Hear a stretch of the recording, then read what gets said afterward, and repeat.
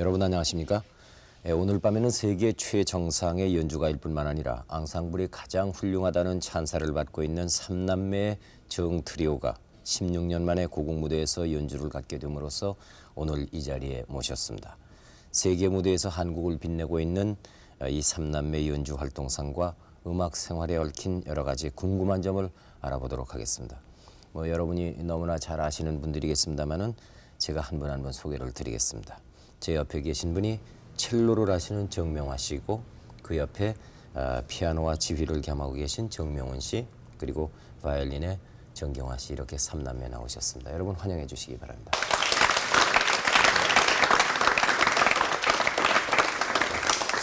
이렇게 건강한 모습으로 세 분을 모시고 방송을 하게 되고 또 세 분이 이렇게 한꺼번에 나오셨다는 것도 대단히 저희들은 의의가 있는 일이라고 생각을 합니다. 오늘 고맙습니다. 이렇게 삼남매가 16년 만에 고국에서 연주회를 갖게 됐습니다마는 그 소감이 어떻습니까? 너무 좋죠, 뭐. 감개무량해요. 그래요? 같이. 아니 정말 셋이 외국에서도 아주 자주는 못하는데 예.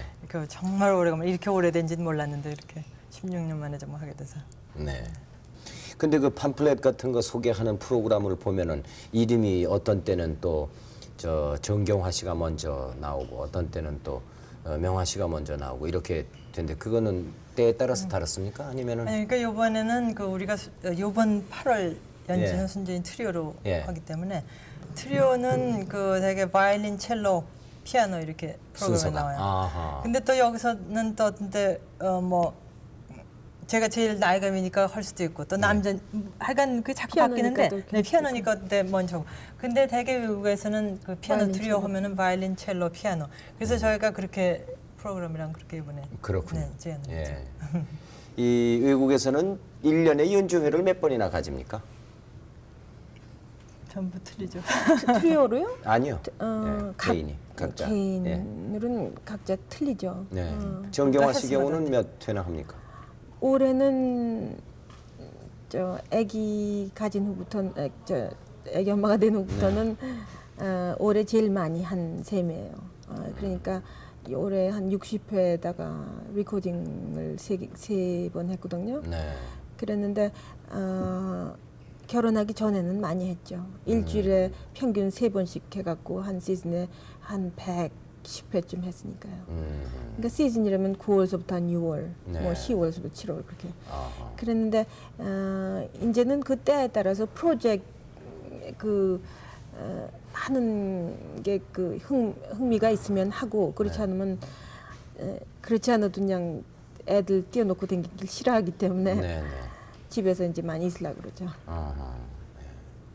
이 1년에 60회 정도의 연주를 하면은 그거는 많이 하는 겁니까? 아니면은 조금 하는 겁니까?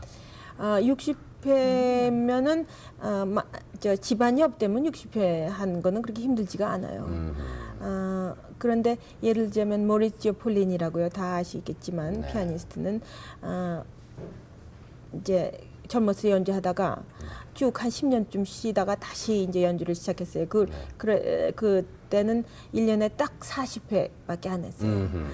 근데 그렇게 한 이유는 새 프로그램을 이제 딱 준비하고 그 프로그램 준비할 시간을 딱 이제 뭐 2개월이면 2개월, 4개월이면 4개월 그 중간중간에 그렇게 해갖고 딱 40회씩 했는데 그러니까 자기 자기 성격에 따라서 네. 무슨 리사이틀 프로그램을 준비하려면 또 그 시간이 얼마큼 걸리고 근데 이제 음악 안 하는 사람들은 그 정도 해놓으면 쓱 한 뭐든지 다 될 것 같죠. 그게 하시잖아요. 네. 그렇군요. 같은 곡을 연주해도 또 연습을 하고 그래야 됩니까? 아이 그건 더 연습을 해야지 돼요. 더 연습을. 또 새로운 걸 또 하고 그렇군요. 저희들이 모르는 그 구경하는 사람들이 모르는 세계예요. 연주 생활이라는 게 그 무대 위에서 쓴다는 게 어떤 면에서 이렇게 운동하는 네.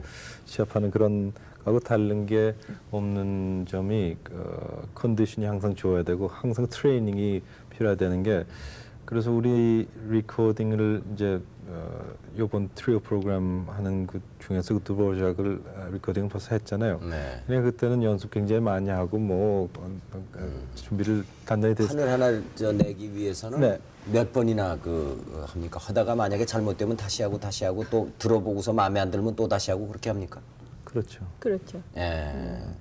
근데 거기서 이제 그걸 어떻게 비교할 수 있냐면 그거를 100m에서 제일 자기 퍼스널 베스트로 네. 했다고 봐요. 그러면 그 근처에 갈래도 항상 트레이닝 필요하잖아요. 그러니까 그렇지. 그래서 가만히 쉬고 있으면 거기에서 쑥 떨어진다고요. 예를 들면 윈블던에 왜 나브라틸로바가 네. 테니스 나가서 이번에 아홉 번째 이겼잖아요. 네. 근데 그걸 갖다가 리플레이를 하려봐요. 다시 되는. 그러니까 9번째가 제일 힘들었었다고. 제일 힘들었어요. 제일 힘들었어요. 아니 그러니까 그만큼 지금 트레이닝이 정명원 항상 씨 얘기하는 것에 제가 이해가 가요. 왜냐하면 100m를 갖다가 뛰는 육상 선수가 만약에 자기 기록이 10초였다, 네. 9초 9였다, 베스트가. 그러면 최고의 기록을 항상 깨트리려고 유지하기 유지하려고. 위해서 또 더 나은 기록을 내기 위해서는 똑같은 거리를 똑같은 운동장에서 뛰더라도 매일 연습해야 된다. 그러니까 같은 곡을 해도 많이 연습할수록 더 잘하겠군요. 그러니까 그거 이상 그러니까 그 테크니컬리한 그거 이상 또 그다음번에 똑같은 곡을 또 하려면 그거 이상 음악적으로 더 넣어서 하기를 원하기 때문에 그러니까 그거는 최저한도 하는 거고 그다음에 그건 테크니컬리 테크니컬리만 얘기고요. 얘기하는 건데 그 후에 더 그렇죠. 그러니까 나 그거 없죠. 예. 명훈 씨는 몇 회나 보통 지휘를 하십니까? 저는 그렇게까지 뭐 굉장히 많이 해본 적은 없어요. 네. 저는 여행하는 거를 굉장히 힘들어하고 네. 이제 애들도 셋이 있고 그래서 네. 긴 여행 같은 거는 주로 안 하고요. 제 생각엔 한 70, 80 정도, 80회 정도의. 근데 지휘자면 그게 많은 거예요. 왜냐면 그렇겠죠. 한 프로그램을 위해서 하는데 적어도 예. 일주일이 걸리니까. 70회로부터 80회 1년에. 예. 또 명화 씨는 어때요? 저는 되게 이렇게 보면 한 2달에 2, 3주씩 이렇게 그러니까 한 들어왔다가 또 뭐 한 달 있다가 뭐 이렇게 해서 많을 땐 40m, 적을 땐 30m. 그러니까 30에서 40, 50 그 사이에 제일 많이. 삼남매가 서로 예를 들어서 연주하는 것을 가서 보곤 합니까? 예를 들어서 정명훈 씨가 지휘하면은 두 분이 가서 구경을 하고 또 누님이 연주하면은 또 동생들이 가서 보고 서로 이렇게 봅니까? 그렇죠. 그 보고 나서는 어떻게 얘기합니까? 예를 들자면은 뭐 좋았다 나빴다 이런 얘기가 아니라 음악적으로도 서로 얘기하고 또 그 무대에 나온 그 태도든지 여러 가지 이제 가까이 서로 이제 서로 이제 하나 허물 없이 얘기할 수가 있으니까요. 이게 결점을 지적할 때도 있습니까? 그럼요. 예. 특히 저는 경호하고 어렸을 때 쭉 미국에 가서도 네. 여름 학교까지도 똑같은 학교를 가게 돼갖고 네. 거기서도 계속 이제 네. 공부 한 곡 하면은 또 연주고 또 연주고. 근데 그냥 항상 태도서부터 프레이징에서부터 뭐 하다못해 옷뭐 입는 거 모든 걸 서로 도와주면서 이렇게 봐주면서 그러니까 거울 보는 거 같잖아요. 어떤 데는 자기 자신이 이렇게 보이는 것 같이 생각이 들어도 진짜 저쪽에서 보면 또 똑같이 하는 적이 너무 많거든요. 네. 그렇기 때문에 그런 면으로 형제들이 참 많이 도움이 됐죠. 그렇겠는데요. 예. 다른 사람들 와서 그냥 덮어놓고 좋다고만 하죠. 예. 그 세 분이 각자 가지고 있는 그래도 음악에 대한 그 관념은 다를 것 아니에요. 세 분이 다 똑같을 수는 없겠죠. 물론 음악과는. 아니죠. 네. 네. 같은 게 그러니까 같은 게 많으면서도 또 예. 틀리죠. 그런데 또 명화 성격이 씨는 어떤 음악관을 가지고 계신지요? 음악가는 하나로 딱 얘기하긴 좋아하지만 제가 알기로는 셋이 예를 들어서 제 그 악기에 참 맞는 성격을 가진 것 같고요. 첫째. 네. 근데 또 셋이 연주할 때 굉장히 비슷한 점이 있으면서도 그러니까 바이올린의 그러니까 같이 첼로하고 바이올린 똑같은 프레이즈가 나오면요. 첼로가 정령적으로 연주하는 거고 바이올린이 정령적으로 연주하는 그 뜨거운 도수가 틀리게 첼로는 뜨뜻하고 아니 근데 바이올린은 뜨거울 적 있고 그게 그거는 이제 악기가 프리퀀시라는 거를 그 흔들리는 네. 그 매초에 흔들리는 그 네. 진동이요. 네, 진동이 네. 있잖아요. 근데 첼로는 저음이기 때문에 네. 그 진동이 틀리잖아요. 또 바이올린은 높으니까 또 네. 그게 더 잦고 예를 들면 동생이 이제 지 공부를 하면서 네. 아무래도 어렸을 때 제일 이제 엄마를 졸라갖고 바이올린을 하겠다고 그런 우리 어머니 애들 중에서 동생이 이랬었대요. 네. 근데 이제 그때 공부를 못하고 이제 피아노도 좋아했기 때문에 피아노를 그때 했는데 그래서 이제 지휘를 시작하니까 이제 바이올린을 좀 해야지 되겠다고 그러고 이제 했다고요. 네. 그래서 아휴 이건 누나 어떻게 평생 일 갖고 했냐. 이거 귀가 여기서 너무 높은 데다 가까워서. 노릇을 하려니까 이건 네. 따가워서 난 암만 100번 1000번 해도 그게 그렇게 좋은데요. 네. 근데 자기 그렇게 성격이 맞는 게 틀려요. 있어요. 그렇게 음. 음악을 다 사랑하고 예술을 사랑해도 거기 딱 이제 저 마음에 가서 닿는 게 네. 있잖아요. 그러니까 그래서 제가 바이올린 한 어렸을 때 한 달쯤 했고요. 네. 나중에 이제 첼로로 바꿨는데 바이올린 한 달 한 그때 진보하고 첼로 한 달 할 때는 10배도 더 차이 나요. 첼로는 제가 그 소리가 테크니컬리만 생각해도 네. 바이올린은 첫째 이 포지션서부터 소리 높은 것부터 제가 맞춰 같아요. 네. 근데 첼로 시작했을 때부터 그냥 일주일, 이주일 그 진보 이렇게 들리니까 그게 참 있는 것 같아요. 그러니까 뭐 천재적인 소질을 가진 신동이라 할지라도 그 바이올린 소리 자체가 자기가 듣기 싫으면 그건 못하는 거예요. 그렇죠? 그렇죠. 예, 그렇죠. 뭐 자꾸 높으면 귀 따갑고 말이죠. 불편하고 그런데 그거 어떻게 했습니까?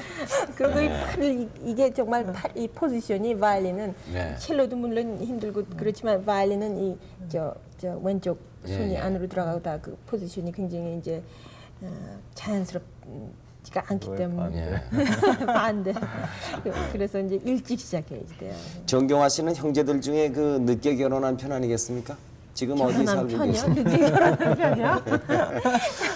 봐주시네. 다 안 하는 줄 알았어요. 그랬더니 어떻게 막 그냥 어떻게 정말 지금 어디 사세요?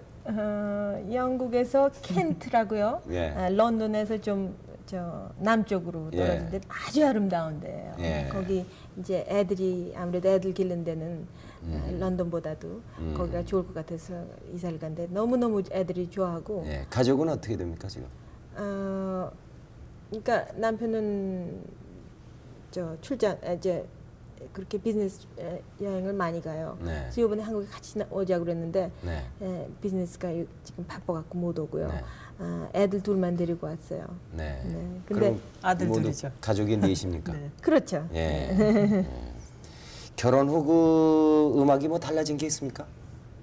그 지금 결혼을 늦게 한 편이죠. 한 질문을 대단히 많이 봐주는 거라고 그렇게 말씀을 하셨는데 아주 늦게 결혼을 하셨다고 본인이 생각하는 모양인데 아주 늦게 한 거죠. 근데 그 결혼을 늦게 했는데 늦게 해 보니까 아기들도 생기고 가족이 이제 있고 가정이 있으니까 음악이 뭐 달라졌습니까?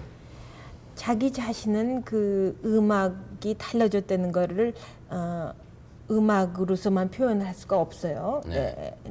제 말로 그렇게 표현하기가 힘든데, 그러니까 모든 거를 이렇게 다루는 게 틀려졌어요.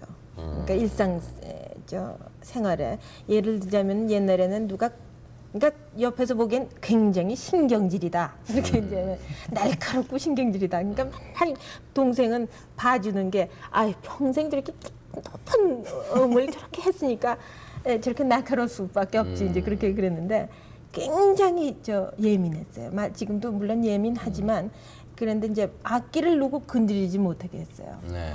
그랬는데 이제 애기 낳고 여행을 다니는데 그때 애기 봐준 사람이랑 같이 다녔는데 우선 나는 애기를 안고 바이올린을 어디 가건 말건 그러니까 애 봐주는 사람이 바이올린을 들고 예. 그러고 다녔다고요. 예. 그러니까 그게 말도 못하게 많이 그 자체가 벌써 많이 변한 거죠. 그러니까 그리고 옛날에는 그냥 만들하고 뭐 쬐끔 소리가 못마땅하면 금방 가서 바이올린 여기가 잘못됐나 그냥 맨날 고치고 뭐 줄도 바꿔보고 이것도 바꿔보고 저것도 바꿔보고 이거 왜 이런가 그러고 그랬는데 이제는 그러니까 엄살이 이제 어디가 아프냐 이거 뭐 여기 병이 났냐 저기 병이 멀쩡한 것 같고 이제 그런데 마음 상태에 딸리지 않겠어요 그런 때는 근데 그러니까 바이올린도 그 시기나 마찬가지로 이제는 그렇게 갖고 가질 않아요. 그런데도 훨씬 하나도 프로블럼이 없어요. 물론 어떤 데 그냥 너무 스키가 차서 악기가 열릴 수도 있지만 그런 것도 드물고 그런 거에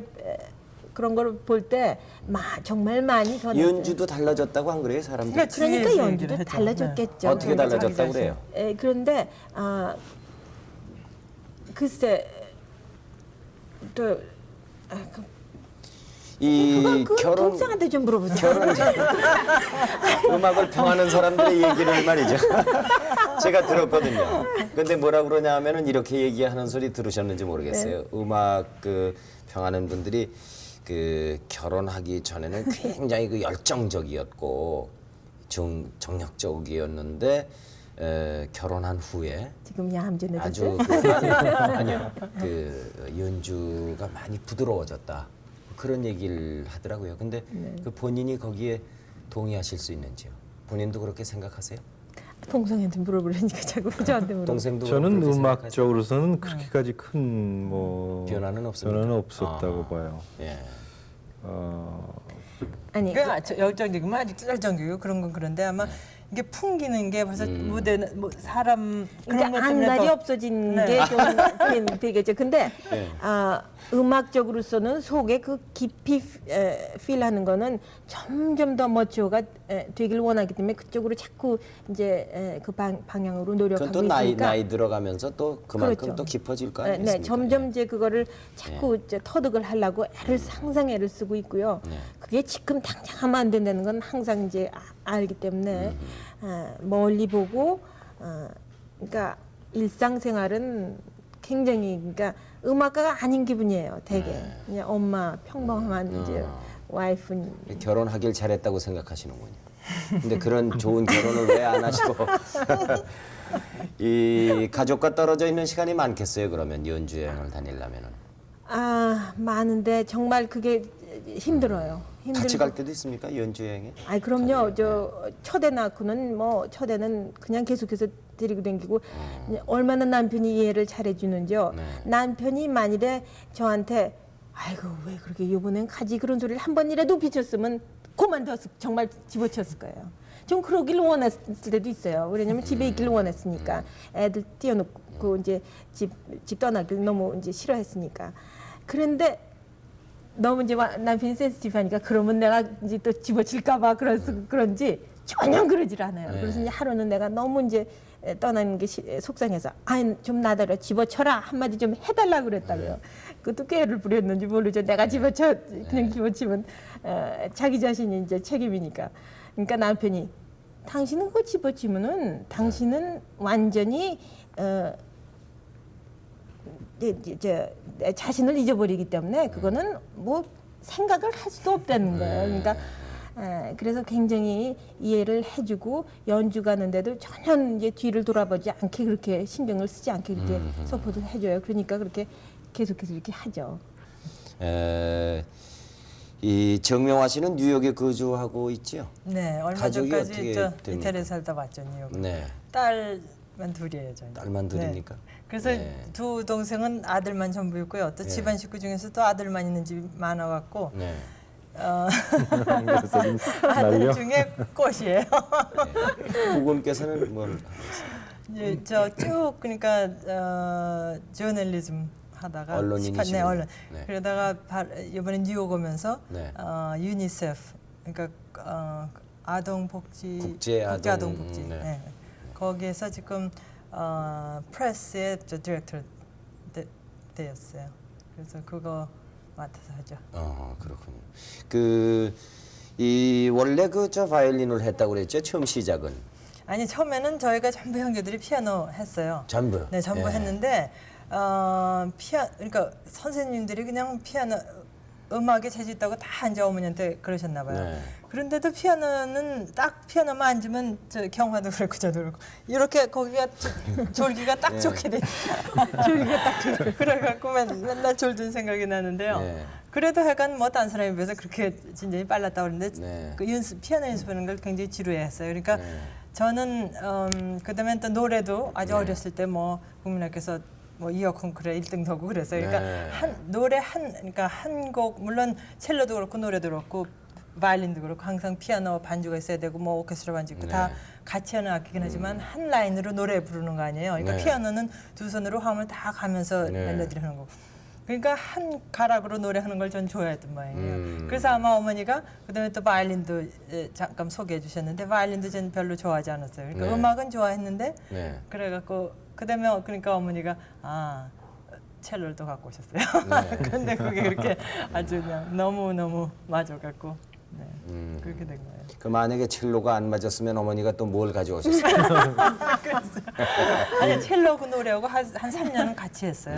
네. 그런데 노래는 첼로가 너무 진전이 빨랐고 노래는 아직 변성이 안 됐었으니까 그러다 보니까 그 우리 제 동생 제가 6째였는데 7째는 어렸을 때는 이렇게 음악에 별로 소질이 없는 것 같았었는데 걔도 피아노 해보고 걔야말로 뭐 노래도 해보고 뭐 트럼펫 해보고 사일로폰도 하고. 사일로폰이 이거 실로폰이래. 네, 그런 것도 해보고 다 해보다가 그래도 안 하겠다고 그래갖고 그냥 내버려뒀어요. 네. 근데 나중에 가서 그걸 자기가 혼자 후회하더라고요. 아니 근데 혼자 그래도 아니, 혼자는 그래서 뭐 클래식을 기타를 하고 뭐 기타를 자기가 그런 걸 배워갖고. 하죠. 어허. 근데 그거를 계속 이제 안 취미로 했더니 하게 됐군요. 네, 근데 음악은 무지하게 즐기죠. 클래식 음악을 좋아하고. 그 지금 왜 자기가 한 가지 악기를 꾸준히 안 했는가를 지금 후회하고 있습니다. 네, 조금 네.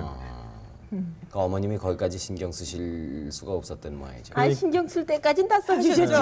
그런데 근데 나중에 그 뭔지 결정은 알아가지고. 자기가 결정은 자기가 합니다. 그러니까 저희도 전공을 이렇게 어떤 때가 돼서 전공을 얘를 시키자 그렇게 결정 이렇게 된 게 아니라 저절로 저희 케이스에서는 그냥 그게 전공이 돼버린 거죠. 그러니까 어머니가 이 학기도 시켜보고 저 학기도 시켜보고 어떤 걸 좋아하는가 이걸 우선 본 다음에 저 학기를 좋아하는구나 그러면 그 학기를 시키도록 그렇게 된 어떻게 보면 참 그 민주적인 방식이고 과학적인 방식으로 교육을 시킨 거라고 볼 수 있습니다. 그렇죠? 아니 우리 어머니는 완전히 모든 게 바탕이 벌써 그런 네, 민주주의. 아주 어렸을 때부터.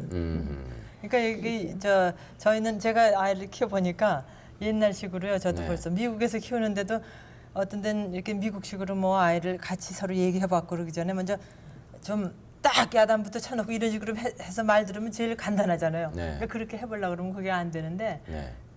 저희는 어렸을 때부터 어머니가 조금 했을 때부터도 완전히 그 아이가 뭘 생각하나 이래갖고 어른같이 이렇게 서로 그게 통하게 그래서 완전히 이해가 터득이 돼야 이제 그 일을 할 수 있게 그런 식으로 하셨어요. 근데 제가 그걸 해보려니까 힘들 적이 그 많아요. 어머님의 영향력은 그러면 없었습니까? 뭘 해라 이렇게 지시해 본 적은 없습니까? 너는 첼로가 좋으니 첼로를 하라. 또 근데 피아노를 해라 이렇게 아니 어머니가 권하는 만약 건 그렇게 없었습니까? 생각을 하실 적이 저희가 그런 게 잘했어도 만약 아직 그걸 확실히 정하지 않았을 때도 네. 어머니 생각에는 그게 참 좋다 생각했어도 제가 아직 그 때가 안 왔으면 그걸 그렇게 얘기를 안 했어요. 그러니까 제가 때가 와서 거기에 시간이 맞을 때 그렇게 근데 모두 칠남매라고 들었어요. 그러면은 딴 형제 그 막내는 지금 뭐 별 악기를 다 해봤다 고 그러는데 요즘 기타를 취미로 오고 있다고 아니, 그런다면 의사예요. 근데 이제 의사입니까? 예. 그러면 그 위에 또 형제들은 어때요? 언니는 전공했죠. 플룻 줄리아도 졸업하고 언니도 저희는 피아노 많이 치고 네, 피아노 손이 하루는 부어갖고 피아노를 못 치게 돼갖고 어머니가 생각하시다가 플룻은 좀 손이 이게 좀 덜 힘들겠구나 그래가 플룻을 시켰어요. 그래갖고 플룻을 했죠. 근데 그렇게 합창 지휘를 언니가 잘하잖아요. 아하. 근데 그리고 또 로스앤젤레스. 딴 오빠는 바이올린 했다가 그다음에 비올라도 해서 저희가 또 실내악 할 때는 또 비올라가 참 필요하거든요. 네. 근데 비올라도 해서 저희가 또 패밀리 그러니까 동생이 다 커지기 아직도 조금 했을 때는 또 네. 오빠 언니 뭐 이렇게 해서 쿼텟 하고 그랬어요. 그러면 칠남매가 악기를 다 다 했죠. 또 하긴 그 두 했죠. 사이에 또 하나 동생 있는데 명철이라고 네. 클라리넷을 했는데 뭐 너무 음악적이랬었어요. 근데 연습하는 게 싫대요. 아니 그거보다 무대 위에 사는 게 떠올려서. 하나도 재미가 없대요. 그거는 연주하는 걸 자기가 듣는 게 좋지 가서 하는 게 좋지. 그렇게 음악성이 있고 그런데도 그러니까 어머니가 그건 더 권하지 않으시고 자기가 그거 원해야지 무대에 쓰지 어떻게 무대에 쓰겠어요. 근데 제 경험을 봐서도 춤 뭐 청소년 소녀를 위한 음악회에서 김생렬 씨랑 모차르트 콘체르토를 처음 했는데 올라가서 관중들 보니까 이거 얼마나 신이 나는지 네. 아주 그냥 너무 좋더라고요. 그렇게 내가 수집었는데도 다른 몇 데서 살 때인데요? 그때 어머니 그때 몇 살 때? 8. 8살인 8살인가 8살. 그때 이미 관중이 많은 것이 신나더란 말이죠. 그러니까 연주하는 걸 좋아했어요. 타고나야 돼요. 예. 그 명훈 씨는 어떤 성격입니까, 그럼? 저는 성격 음악적으로 봐서는 뭐 이렇게 어떤 면에서 굉장히 샤이하고 부끄러움이 많습니까? 그러면서도 지휘자로서 예. 그러면 뭐 일을 할 수가 없으니까 많이 아니 처음에 연주하러 무대 위에 올라갔을 때 청중이 많은 게 좋던가요? 아니면은 부끄럽고 일단 아니면은 그 좀 무대 위에 위축되고. 서면 뭐 청중이 많을수록 좋은 건 뭐 다 그렇게 생각하는 걸로 알고 있지만 다 그렇죠. 저는 그렇게까지 그 청중에 대해서 관심을 안 가져 연주할 때는 우리 누님들은 더 아니 그런데 어렸을 때도 그랬습니다. 어렸을 때도 그랬어요. 어렸을 때 그러니까 지 이렇게 돌아서 하는 거 하잖아요.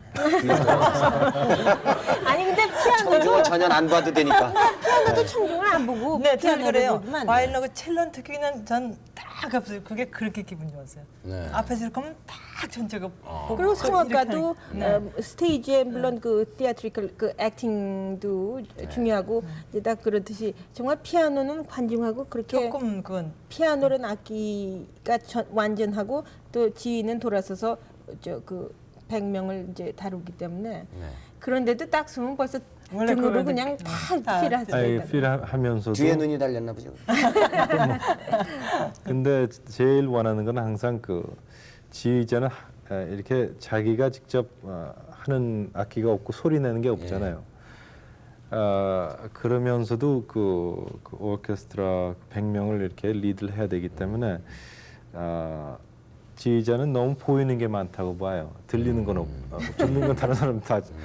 그래서 제가 그 연주할 때 제일 원하는 거는 더 이렇게 그 모든 그 하는 사람과 그 듣는 사람 그 음악에 더 중심 잡고 이렇게 듣는 거에 네. 보는 거에 이렇게 너무 네. 신경 쓰지 않고 그랬으면 좋겠는데 항상 지휘자라면 뭐 모습이 어떻고 뭐가 어떻고 그게 먼저 그런 말이 먼저 나오잖아요. 네. 그건 사실은 뭐 사람마다 다 다르는데 어떤 사람들은 괴상하게 하더라도 음악은 아주 좋은 음악이 나온다고요. 근데 그걸 음악을 모르는 사람들은 저 사람은 왜 저렇게 이상하게 하나 그 소리밖에 안 한다고요. 근데 그래서 지휘자 판단이라는 거를 그게 참 힘들어요. 이 어머님이 음악에 굉장히 그 심취하신 분 같은데 악기를 다루거나 그래 본 적이 있으신 분입니까? 어머니가. 그렇죠. 피아노랑 또 클래식 기타를 하셨기 때문에. 어머니가요. 네. 방송국 방송에 그러니까 그때는 저 생방송이죠. 네. 그 생방송에 저 클래식 기타도 하시고 그러셨어요. 아, 그래요? 네. 근데 전공은 안 하셨죠. 네. 대학은 저 음악 공부 안 하셨죠. 그 아주 어렸을 때 미국에 가서 유학 생활을 하지 않았습니까? 요즘도 어렵습니다만은 그때 특히나 어려움이 많았다고들 그래요. 그 유학한 학생들이. 근데 그때 생각나는 것이 없습니까? 그때는 힘든 거는 뭐 항상 어느 때나 다 힘들죠. 네. 외국에서 이제 공부를 하고 거기 너무 이제 주위 환경이 바뀌고 그러니까. 네. 그렇지만 그때는 힘들었을지 몰랐지만 어떤 면으로 또 참 재밌었다고 생각해요. 그리고 우리가 공부할 때는 동생이 오기 전에 우리 저 언니랑 같이 줄리아드에서 공부했을 때 거기 분위기가 참 가족적이랬었어요.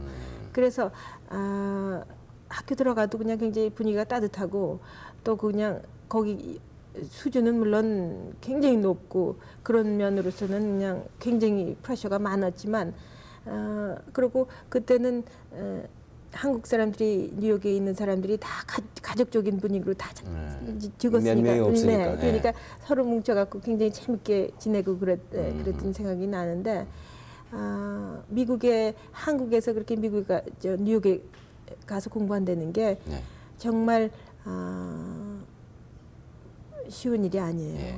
저희는 언니가 먼저 줄리아드 가서 자리를 잡았었기 때문에 처음에는 이제 언니가 혼자 가서 굉장히 고생했죠. 처음 생소한 데 가서 뭐 룸메이트 저거고 아파트 구하고 뭐 모든 걸 혼자 했었어요. 저희는 언니가 다 해놓은 거 그냥 쏙 가서 공부 그날부터 그냥 시작한 거예요. 그러니까 줄리아드라고 그러면 대단히 유명한 음악 학교 아니겠습니까? 근데 그 학교에서도 놀랬겠어요. 또 그쵸. 동생이 왔는가 그럼 그 밑에 동생이 또 오고 그 밑에 동생이 또 오고 그러니까 이 도대체 이 형제가 몇이나 되고 어떻게 해서 이렇게 소질이 있는가 예? 아니요. 학교 당국에서도 대단히 놀랬겠어요. 아마 기록일지도 몰라요. 그 학교 생긴 일에. 그렇죠? 아니 이렇게 많은 남매가 가가지고 거기서 아니 근데 졸업을 하고 유태인들은 형제들이 그래도 한 둘씩은 둘씩은 있었지만 셋은 셋은 그렇게 별로 없었던 것 같아요.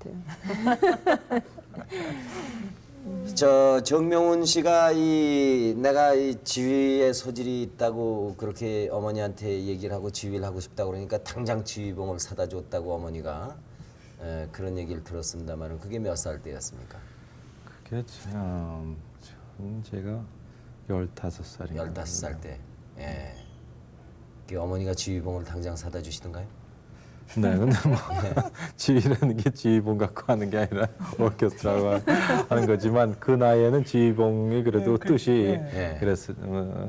그래서 뭐 어머니는 우리가 뭐 하고 싶다는 그 모든 조금 아까 누나가 똑같은 소리 했지만 그 우리 말을 굉장히 우리도 어머니 말을 잘 들었지만 어머니도 우리 말을 무지 잘 들어줬어요. 내 생각 같아서는 어머니가 그 만약에 그 여유가 있고 가능하다고 그러면은 오케스트라를 하나 만들어다 갖다 줬을지 몰라요. 지휘하고 싶다 그러면 자 이 사람들 데리고 너 매일 연습해라 그러고 지휘봉이 문제가 아닐 거예요. 그런 식으로 다 해주셨죠. 그거 따고. 지금 그 어머니가 피아노를 전공하던 아들이 지휘를 하겠다고 그러는 데 대해서 물론 반대는 없으셨겠군요. 서운하다던가 뭐 그런 말씀 안 하세요?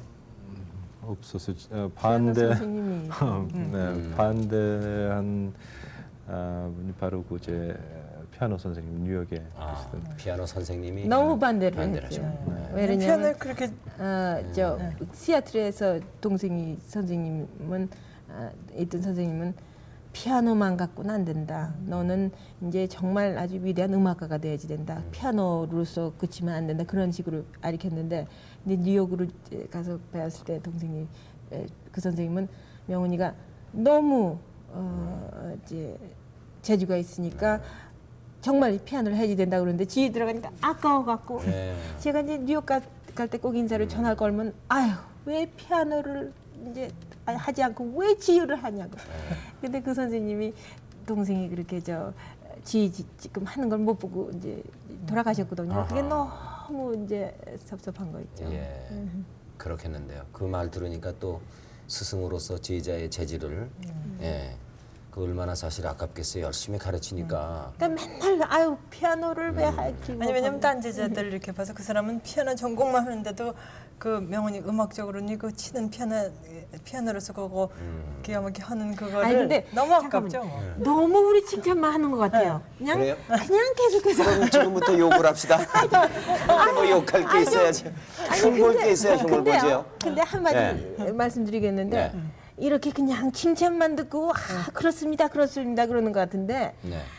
예술인으로서 가만히 동생을 옆에서 보고 언니 뭐 아유 당장 집어쳐야겠다 왜 이렇게 원한 대로 안 되냐 그런 게 하루에도 수십 번이에요. 네. 그럴 정도로 그냥 그 질문을 지금 내가 하려고 했어요.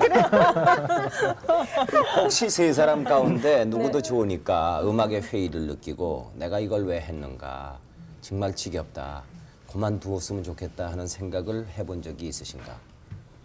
그 지겹다는 것보다도 네. 그러니까 저는 예를 들어서 기가 막힌 걸 하고 싶은데 그게 안 될 때 그거 같이 그러니까 저를 보면 항상 누구든지 그렇게 생각할지 모르지만 제가 하고 싶은 그 음악 그러니까 그걸 만들 수 있는 그거는 더 높은데 그걸 맨날 못 하려니까 나 그건 항상 힘들죠. 그렇지만 그런 게 있기 때문에 그 챌린지가 결국 있는 건데 네. 예술이니까 한도 끝도 없잖아요. 네. 그러니까 그러니까 끝이 있으면은 끝나고 나면 재미없는 그런 거 그렇겠죠. 있기 때문에 네. 그런 재미 때문에 하지만 그거 대신 또 그 항상 힘든 점은 그걸 채우지 못하는 힘든 그런. 그러면 어디 스스로 어디 흉도 보고 한번 해보십시오. 네. 어떻게 음악에 대해서 재질이 없고 난 이거 음악 정말 못하겠는데 이런 생각 해본 적 있어요, 정경화 씨는? 17살 그러니까 뉴욕에서 공부할 네. 때 17살 때 난 정말 집어쳐야지 되겠다. 그래갖고 네. 이제 암만 해도 안 되니까 원하는 거 하고 자기 자신하고 너무 멀기 때문에 네. 그냥 해도 이건 뭐 손가락은 하루에 뭐 8시간씩 연습해도 이건 전혀 발전이 없는 것 같아요. 그럼 본인의 생각입니까? 아니면 누가 옆에서도 그렇게 보고 그렇게 느꼈어요? 그때는 옆에서 어떻게 봐도 그게 소용이 없는 것 같아요. 네. 자기 자신이. 자기 그리고 자신이 그렇게. 그때는 되게 그때 잠깐 혼자 있을 때예요. 네. 집안 식구 아무도 없었고. 그런데 그때 또 그렇게 한 가지 좋은 거는 또 이게 또 칭찬인지 모르지만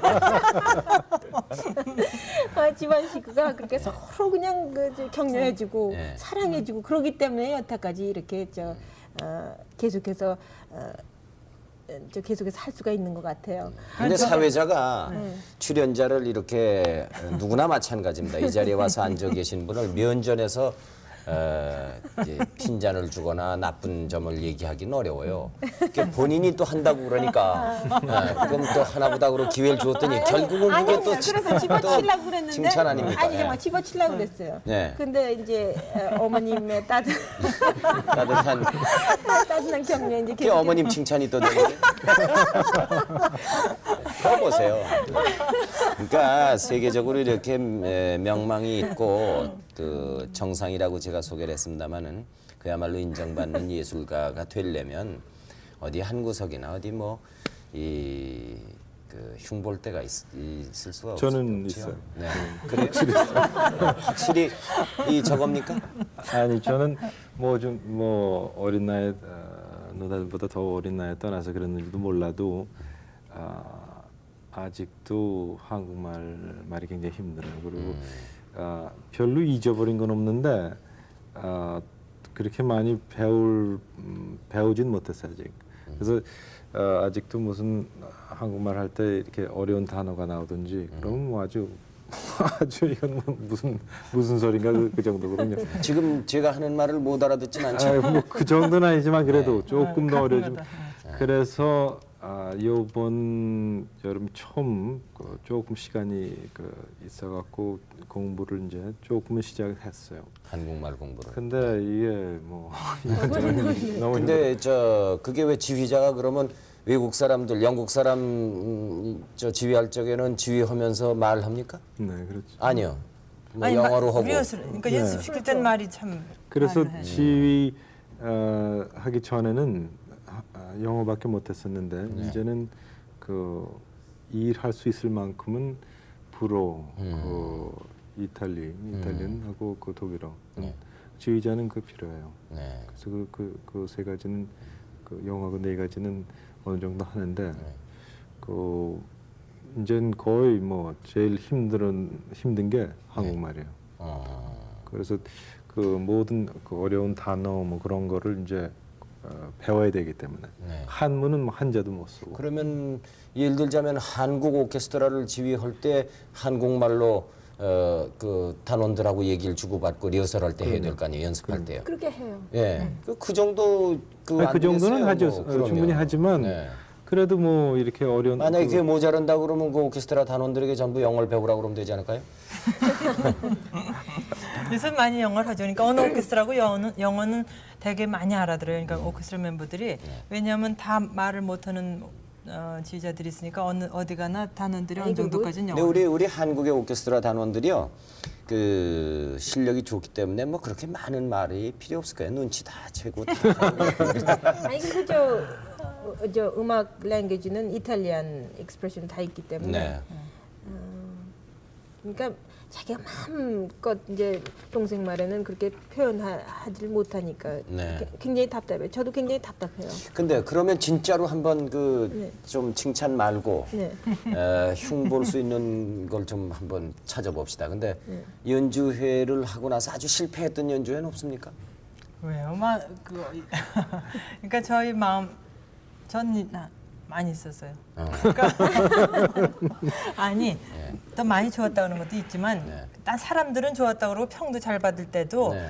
자기가 원했던 게 그게 안 되든 그렇게 속상할 수가 없어요. 어떤 때는 네. 전체 콘서트가 잘 돼도 자기가 오늘은 정말 요 군데만큼은 너무 기가 막히게 하고 싶은데 그게 안 될 때는 딴 게 다 잘 됐어도요. 예를 들어 동생도 제가 보기엔 너무 그날 콘서트가 좋았는데 그 하나 때문에. 거기 때문에 예. 가보면요 무지하게 속상해 있어요. 약간 뒤에 근데 가서. 본인은 뭐 잘한 것 같은데 문제는 거기 있는 거거든요. 자신은 못한 것 같은데 남들이 잘했다고 그러면 그건 좋아요. 근데 자신은 잘한 것 같은데 평을 하기를 아주 악평을 받든지 그런 적은 없습니까? 그런 적은 한 번도 없어요. 있을 수도 없고. 그럼 이것도 또 뭐 칭찬으로 결국은 아니 근데 평하는 사람이 네. 자기하고 동의 안 하니까 자기 생각이 이렇게 해서 그런 건 있죠. 네. 그러니까 그날 연주가 잘못되고 이런 거는 평하는 사람들이 잘 알죠. 네. 근데 자기 음악관 이렇게 생각했던 거고 그 사람하고 틀려가서 그 사람이 그런 걸 잘못 쓸 때는 저희가 동의 안 할 적은 있죠. 그런 건 뭐. 그러니까 삼남매가 한 번도 비평가들로부터 그 나쁜 평을 들어본 적은 없군요. 나쁜 평은 뭐 있죠. 아니, 충분히. 세상에 유명한 있어요? 그렇죠, 그럼요. 근데 왜 한 번도 없다고 그래요 또? 아니, 자기 생각은 잘했다고 자기 생각하는. 생각이 정말 오늘 연주를 잘했는데 그렇게 나쁜 평을 받은 적은 그러니까 없지만 자기가 못했다고 생각했을 때 역시 비평가들도 못했다고 그럽니까? 아니 그렇지도 그렇지도 그렇지도 않아요. 않죠. 그게 굉장히 평론가라는 사람은 그 사람 한 명자지 그 3,000명이 있으면 그 중에 한 명이 그 자기 그 연주자의 그 평을 하는 건데 네. 너무 그 평론가에 대해서 그 초점이 아니 거기 그쪽으로 주목이 가는 것 같아요. 왜냐면은 어떤 때는 정말 어떤 그 새싹이 이렇게 나다 탁 짓밟힌 것처럼 그렇게 재주있는 사람이 나와서 이제 한번 커리어를 쌓아보려고 그러다가 연주하고 나서 그냥 나쁜 평을 받고 아주 기도 못 피는 사라지고 사람이 그러는 수도 있는데 있죠. 그렇기 때문에 우리가 그렇게 그냥 연주 어디 데뷔 같은 거 할 때 그렇게 신경을 써요. 네. 그런데 예를 들자면은 영국에서 내가 데뷔를 하고 나서 둘째 번 연주. 네. 그러니까 첫 번에 너무너무 기가 막히게 평을 받았어요. 네. 그러니까 이 바이올리니스트가 누군가 하고 그냥 둘째 번 콘서트에는 하여간 중요한 사람들은 다 왔어요. 네. 그러니까 첫 번엔 하여간 뭣도 모르고 가서 이제 하듯이 그냥 신나게 연주를 해서 이제 네. 그렇게 받았는데 둘째 번에 나가니까 벌써 분위기가 완전히 영국 그 페스티벌이 이건 뭐 숨이 막혀서 나갈 수가 없어요. 그리고 곡도 굉장히 스트라빈스키 힘든 걸 했고. 근데 또 거기 크리틱이 어떤 사람이 왔냐면은 아주 젊은 크리틱인데 그 사람은 좀 이렇게 뭘 써도 꼬집길 잘하는 네, 꼬집길 사람. 잘하는 사람인데 경화정은 스트라빈스키를 어떻게 해석조차도 할 수도 없고 하지도 못한다. 아주 딱 그렇게 나버릴 평을 평이. 하기는. 그러니까 그 다음 날 그거 보니까 그게 물론 자기 자신이 이제 연주가 여기저기 못마땅한 해서도 그거하고는 동의하지 않잖아요. 그러니까 그 다음 날은 또 다 크리틱에 대해서만 얘기가 화제가 있었어요. 평 쓰는 네, 사람들도 정말 알고 쓰는 그렇겠죠. 사람이 있고 또 그런 사람이 있는데 좋은 예로 제가 저희 선생님 네. 피에트코스키 선생님이 옛날에 이제 연주를 뭐 정말 시골이고 큰 도시가 안 간 데가 없는데 큰 도시에 가서도는 대개 이제 평론가들이 굉장히 그걸 잘 아니까 뭐 동의를 안 해도 하여간 그래도 그 사람은 아는 사람이라는 게 나타나. 그러니까 그 평이라는 게 꼭 그 생각이 틀리니까 자기가 만약 그 사람이 이렇게 썼는데 자기 생각에는 그게 동의하지 않아서 그 사람이 그 틀리게 썼다 할 땐 그러나 보다 그러고 그거에 대해서 너무 개인적으로 뭐 아파할 필요는 없는데 어떤 데는 아주 완전히 이 사람은 모르는데 예를 들어서 시골에서 한 번 연주를 하는데 피에트고스키는 뭐 아주 이 곡을 전혀 모른다고 그런 식으로 썼대요. 근데 마침 그날 저녁에 리셉션이 있어갖고 평한 사람하고 만났군요. 전부 만났어요. 그래갖고 그걸 모르면 슈먼 콘체르토 첼로 콘체르토 했는데 첫 번 코드 그러니까 오케스트라 짝 나면 여러 악기 있잖아요. 네. 그거 코드를 당신은 쓸 수 있냐? 그거 쓸. 그 사람이 도망가 버렸어요. 그러니까 자기가 꼭 그것 때문에 그런 거 아니지만 하여간 너무 그렇게 잘 아는 사람한테도 근데 전혀 모르겠는데. 그게 우리는 그래도 이제 경험이 어느 정도 있기 때문에 그렇게 얘기할 수 있지만 그 아닌 게 아니라 그게 아주 위험한 점이 처음 시작할 때 제가 어디 그 아주 유명한 그 지휘자 인터뷰를 한번 봤는데 그분이 무슨 그 숄티 숄티. 자기가 젊었을 때는 필요했을 때 그건 평을 잘못 받았다. 좋은 평이 정말 필요했을 때 정말 필요했을 때 뭐 계속 뭐 별로 좋지 않았을 때 네. 이제는 필요도 없는데 계속 좋은 평만 계속 나온대요. 그래서 어떤 때는 그 조금이라도 그 의심 있으면 그 젊은 음악가들, 젊은 사람들을 그 도와줄 격려를 해주는 그런 게. 방향을 해야죠. 그 정말로 그 재질이 있는 사람이 자칫 그 연주 처음 할 때 데뷔할 때 말이죠. 첫 무대에서 긴장하거나 아니면은 그 환경이라든가 곡을 잘못했겠다거나 이래 가지고 그 정말 조금 실수로 말이죠. 완전히 그냥 평을 그렇게 악평을 인생이 해버리면은 그냥 그 사람 그 아깝지요. 예. 근데 또 반대로 예. 별로 그렇지 뭐 그럴 수도 있겠죠. 그래서 별로 평을 어디서 소질이 없는 조금 사람인데 잘- 평을 잘 써가지고 그 평에 현혹돼가지고 그것도 또 위험하고 내가 대가가 됐나 보다 그러고. 아니, 그렇지만 그런 사람은 그렇다고 오래 계속해서 오래 가지는 오래 못하겠죠. 못하기 때문에 예, 결국은. 자, 오늘날 이렇게 있기까지 저희들이 그 모시지는 못하고 어머님 얘기를 많이 나누었습니다만은 마침 이 자리에 오셨으니까 저희들이 이 자리에 모셔서 그 이왕이면 삼남매 그리고 어머니까지 이렇게 좀 몇 마디 더 했으면 좋겠습니다. 이원숙 여사 좀 모시겠습니다. 들어오시죠.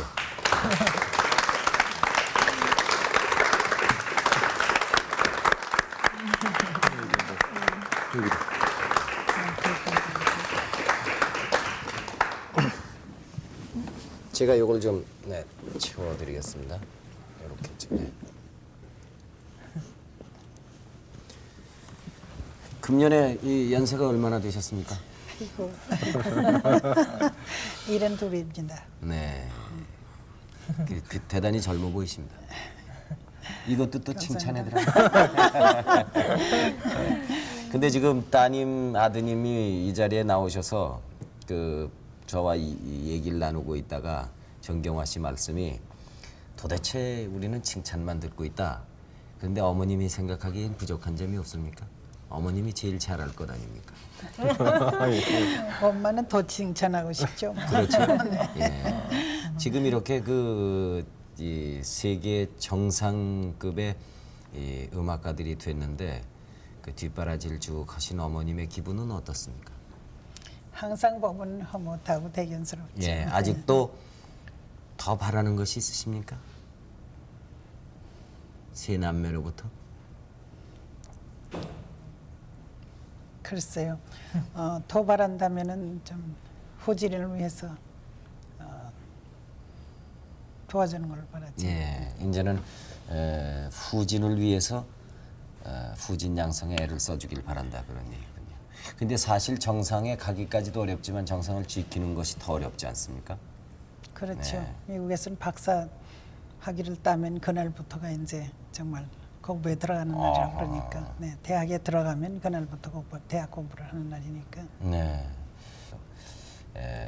이렇게 훌륭해진 그 자녀를 본다는 것 이상의 즐거움이 있겠습니까? 그렇죠. 그렇죠? 제가 뭐 항상 생각하는 예. 거지만 뭐 세계에서 제가 제일 행복한 사람이다 그렇게 생각하고 있습니다. 근데 어떻게 보면은 우리 명화 씨 또 이 경화 씨, 명훈 씨 이런 그 삼남매를 보고 그 뒷바라지 한 어머님의 말하자면 정성을 보고 나도 그렇게 한번 만들어 보겠다. 그래서 어려서부터 그 대단히 뭐 뒷바라지를 하고 학원에 가고 뭐 이러는 그 조기 교육을 하려는 부모들이 많이 있습니다. 그 부모들이 다 이렇게 자식들이 되는 것을 보긴 어려울 거 아니겠습니까? 그렇죠? 그거는 두고 봐야 되겠죠. 네. 그 부모들에게 자식들을 훌륭한 무슨 음악가라든가 이렇게 키우고 싶은 부모들에게 해주고 싶은 말씀은 없으십니까? 근데 저는 항상 그렇게 생각해요. 하나님께서 조물주께서 사람을 만드셨는데 한 사람도 같은 사람 없잖아요. 네. 그러니까 그 타고난 게 각자가 다 딸로 있는데 그 부모가 딱 요렇게 됐으면 좋겠다 그러는 건 좀 무리인 것 같아요. 네, 그래서 경화가 먼저 바이올린을 그렇게 세계 콩쿠르에 1등했을 때도 그 후에 보니까 정경화 같이 되라, 정경화 같이 되라 그런 걔 얘기하는 걸 많이 듣기는 했어요. 근데 역시 음악이니까 그 자기가 타고난 거 그거를 이제 더 이렇게 발휘하도록 그렇게 무엇을 해야지. 시키려고 그럴 것이 아니고 그 아이가 무엇을 하고자 네, 하는가, 맞습니다. 무슨 네, 재질을 가지고 네, 있는 걸 네, 알아야 네, 되고요. 네, 네. 그게 제일 중요한 그러니까 지금까지 그 7남매를 전부 음악을 시킨 건 왜 그렇습니까? 그건 처음에 저기 정서교육으로 시작한 거예요. 아하, 네, 정서 교육으로 시작을 하다 보니까 이렇게 된 것입니까? 네, 그런 그럼 것이- 처음에는 세계적인 음악가를 그런 만들려는 건 마음은 전혀 생각이 없었습니까? 없어요. 네, 전혀 생각한 적 없었어요. 아하, 그렇군요. 네. 우리 세 남매의 앞으로의 계획은 어떻습니까? 어느 분이 간단하게 좀 대표로 얘기를 해주십시오. 네. 트리오는 1년에 그래도 한 번씩은 만나서 네. 연주 뭐 많이는 못하더라도 몇 번 하고 그 리코딩도 1년에 한 번씩은 하려고 그러고요. 전 개인적으로서는 파리 그 오페라도 자리를 맡았으니까 네. 네, 연주 뭐 숫자로 봐서는 제가 내년은 다 합해서 80회를 갖게 되는데 파리만 50이 넘을 것 같아요. 파리에서만. 네. 그래서 어떤 면에서 이제 그 개인 생활 네. 아주 더 간단해지고 좋아졌죠. 그냥 집에 네. 더 오래 같이 애들들하고도 이제 지낼 수 있고. 네. 저는 뭐 보겠고. 우리 근데 비슷한 것 각자는 같아요. 다 그 이제 계속해서 연주하면서 리코딩하면서 예. 하여튼 오늘 뭐 죄송합니다. 이 저 칭찬만 너무 해가지고. 여러분 뭐 들으셨겠습니다마는 도저히 어떻게 흉을 볼 수 없는 이 세 남매와 그 뒷바라지라신 어머님 되시는 이원수 여사를 모시고 참 즐거운 시간을 가졌습니다. 앞으로 이 자랑스러운 이 한국의 아들 따님들이 세계의 정상을 오래오래 지키고 그리고 나아가서는 음악을 애호하는 전 세계의 모든 사람으로부터 존경받는 그런 음악가가 되면은 우리 모두의 자랑이 아니겠습니까? 이번 연주회를 아주 큰 기대를 가지고 기다려 보겠습니다. 여러분 오늘 대단히 고맙습니다. 이 여사님 고맙습니다.